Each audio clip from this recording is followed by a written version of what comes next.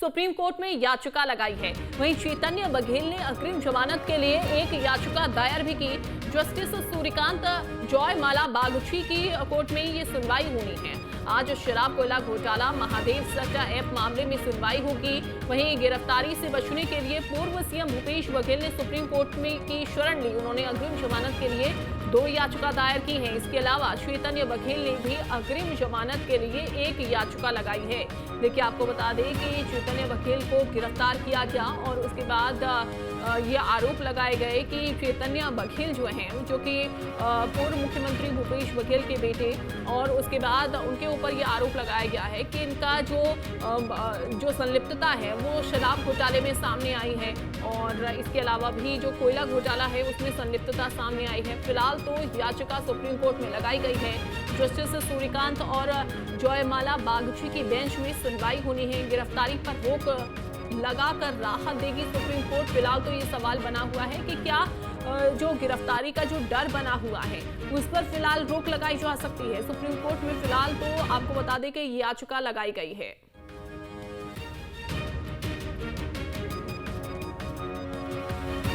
तो बड़ी जानकारी आपको दे दें, चैतन्य बघेल ने अग्रिम जमानत के लिए याचिका लगाई। वहीं पूर्व मुख्यमंत्री भूपेश बघेल की ओर से भी 2 याचिका सुप्रीम कोर्ट में लगाई गई हैं। अग्रिम जमानत के लिए याचिका लगाई गई है सुप्रीम कोर्ट में। मामले को लेकर भूपेश बघेल के घर पर सीबीआई का छापा भी डला था। आबकारी विभाग के अधिकारी कारोबारी पर मामला दर्ज भी हो चुका है और फिलहाल तो आपको बता दें कि पूर्व मुख्यमंत्री भूपेश बघेल के घर पर जो छापा मारा गया था उसमें उस दौरान तो कुछ बरामद नहीं हुआ, कुछ सबूत बरामद नहीं हुए, चूंकि कई बार ये छापा मारा जा चुका है। वहीं दूसरी बार जो भी ये छापा मारा गया उस दौरान चैतन्य बघेल को देखिए गिरफ्तार कर लिया जाता है। आपको बता दें कि मॉनसून का सत्र उस दौरान चल रहा था और आखिरी दिन था मॉनसून सत्र का, जब सुबह ही ईडी की टीम पहुंचती है और उसके बाद ये कार्रवाई जो है वो करती है और चैतन्य बघेल को गिरफ्तार कर लिया जाता है। अब इस पूरे मामले में याचिका लगाई गई है।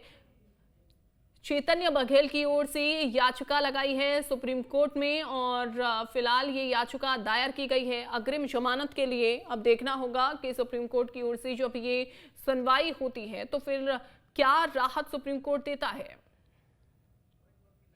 मोहित बख्शी हमारे साथ जुड़ गए हैं दिल्ली से। मोहित, पूर्व मुख्यमंत्री भूपेश बघेल की ओर से सुप्रीम कोर्ट में 2 याचिकाएं लगाई गई हैं। अग्रिम जमानत को लेकर ये याचिका लगाई है। इसके अलावा जो उनके बेटे हैं चैतन्य बघेल, उनको भी राहत मिल जाए क्योंकि उनकी ऑलरेडी गिरफ्तारी हो चुकी है, उन्होंने भी याचिका लगाई है। आज सुनवाई होनी है कोर्ट में।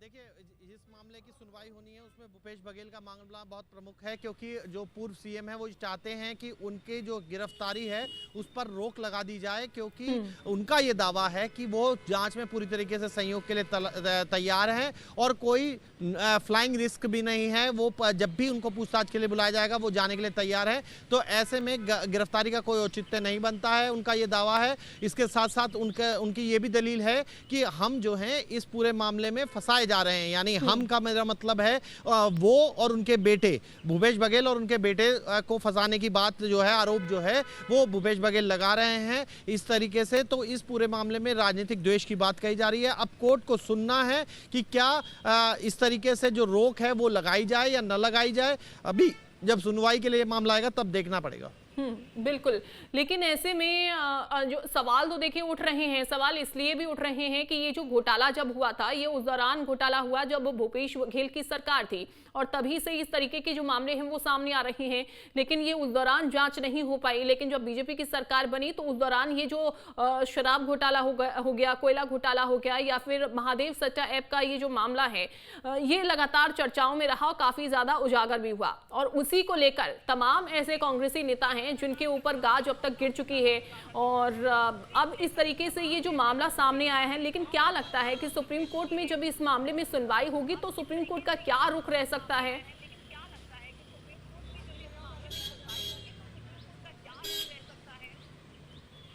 देखिए, सुप्रीम कोर्ट का रुख तो सुप्रीम कोर्ट ही बता सकता है, क्योंकि सुप्रीम कोर्ट के जजेस जो हैं वो पूरी दलीलें सुनेंगे जो पक्ष की तरफ से रखी जाएगी। जो जिन्होंने याचिका दायर की है भूपेश बघेल, उनके वकील क्या कहते हैं वो पक्ष जानने के बाद नोटिस जो है वो जारी किया जाता है हमेशा जांच एजेंसी को कि अगर इस पूरे मामले में उनका क्या पक्ष है, तो वो सब पक्ष जानने के बाद ही सुप्रीम कोर्ट तय करता है कि क्या हो सकता है इस पूरे मामले में। सुप्रीम कोर्ट पहले से ही तय नहीं करता है, तो इसलिए थोड़ा सा समय दीजिए, समय के बाद पता लगेगा कि आखिर सुप्रीम कोर्ट इस पर क्या रुख रखता है।